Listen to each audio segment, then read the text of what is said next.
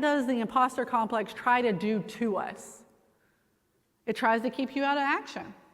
It doesn't want you to be successful. It makes you focus on being perfect. You want to be absolutely certain. You want to be 100% ready for that job. You don't want to take any risks. And then when you wait for those perfect conditions, you don't take action. You just stay. You're stagnant, right? It makes you doubt your capacity. You dismiss your successes.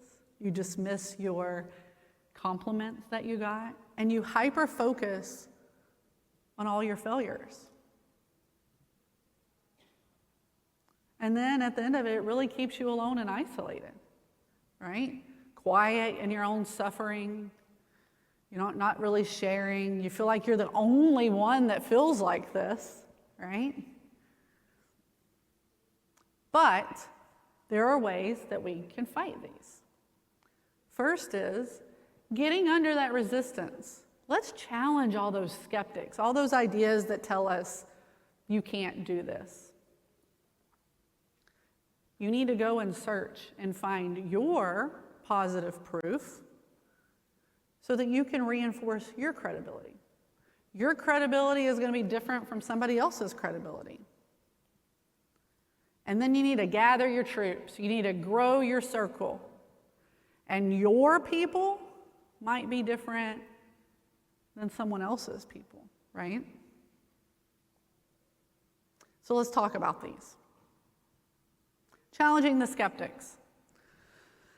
So the first thing you have to think about is, let's sort through them, right? Why can't I do this thing? And what I would say is you need to find out, is it realistic, right? Is it a limiting belief, right? Something that we've told ourselves, I'm not ready yet, I'm not smart enough, I don't have the expertise. Is it an actual critic? And then you have to decide, is that actual critic somebody you care about or not, okay? Because not everybody's in your fan base. You got people who are going to tell you all the bad things all the time, no matter what. And then you have people who are real with you and say, hey, Nicole, I know you want to take this role, but you might want to think about some development in this area. And if that's somebody you trust, then that's something that you can leverage. And then once you know the nature, then you can really reflect and address it. Because for me, if it's a realistic objection, like in my example, okay, maybe I haven't worked in the industry. Okay, I'm going to get into this intro training when I hire in. I'm going to take all the training to make sure I understand the basics. I'm going to go to every plan. I'm going to have an onboarding process that can make me successful in my role. But limiting beliefs are the ones that you got to get that obnoxious roommate out of the front seat. So how do we reinforce our credibility? So I want to ask you some things to reflect on, right? This is kind of where there's some reflection questions, and I have some up here in the front. I don't really want to distract from the training, and I don't know that I have enough for everyone. But if you want to help, I find these really helpful if you don't know where to start when you're really self-reflecting, right? One of them is thinking about, okay, what are my strengths? What are things that I do that makes me feel strong? And as anxious as I am about getting on a stage, there's something about speaking to you guys and like getting a positive response that makes me feel really good. And so that's something for me. I'm like, oh, even though I get a little uncomfortable, I do really enjoy it. Then there's those other things, right? The pieces of paper you have, because you all have credibility. Whether it's a degree or a credential or a certificate or an award that you won, you need to go through and audit your personal successes. Sometimes you need to think about what are those really big challenges that you overcame, and how did you feel right before you did these things, right? Again, I'll talk about getting on the stage. I knew this was a really big thing, and now I'm up here. I'm like, oh, it's not that big of a deal. Everyone's really friendly. I'm getting some nods. I don't see so many people falling asleep, so okay. I think it's a success, right? And so feeling what I felt before I got up here and feeling what I feel now are different, but it's things that help me to say, I can actually do this again next time. So I've done some trainings on win journaling. I think win journaling is absolutely important. Now, should you only do win journaling? Absolutely not. It needs to be paired with reflections and development opportunities. But especially for women, with my example on the compliments, right? We have a hard time of saying, oh, what was a win?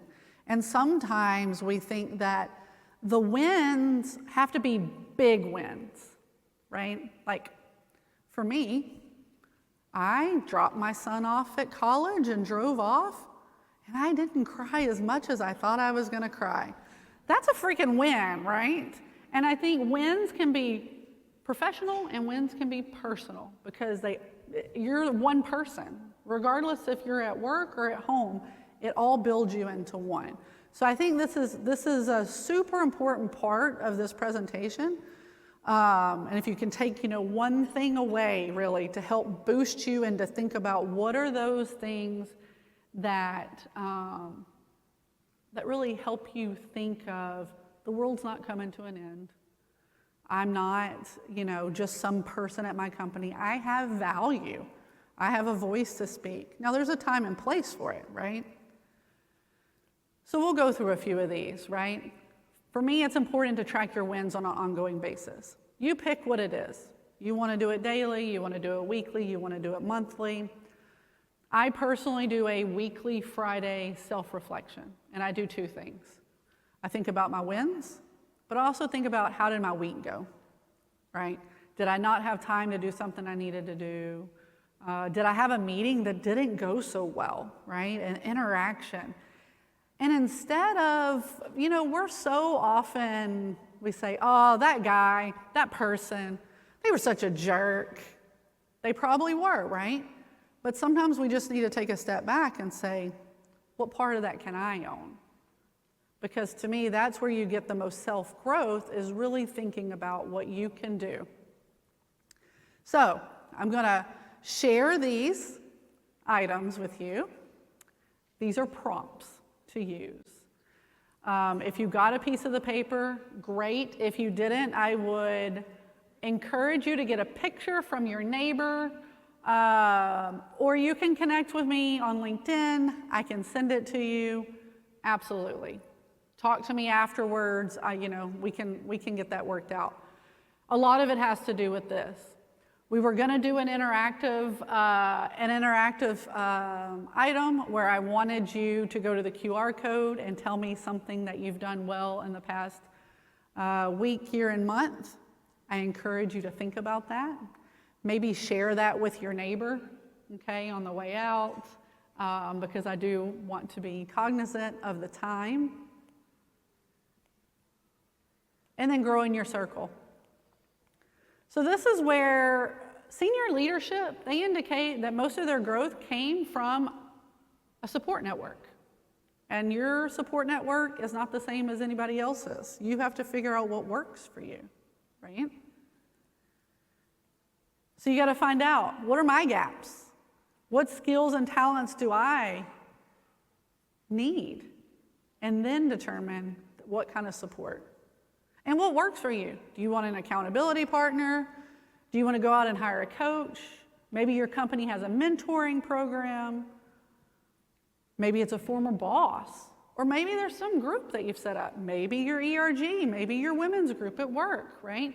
These are all resources that you can use to grow your circle. Because your people want you to succeed.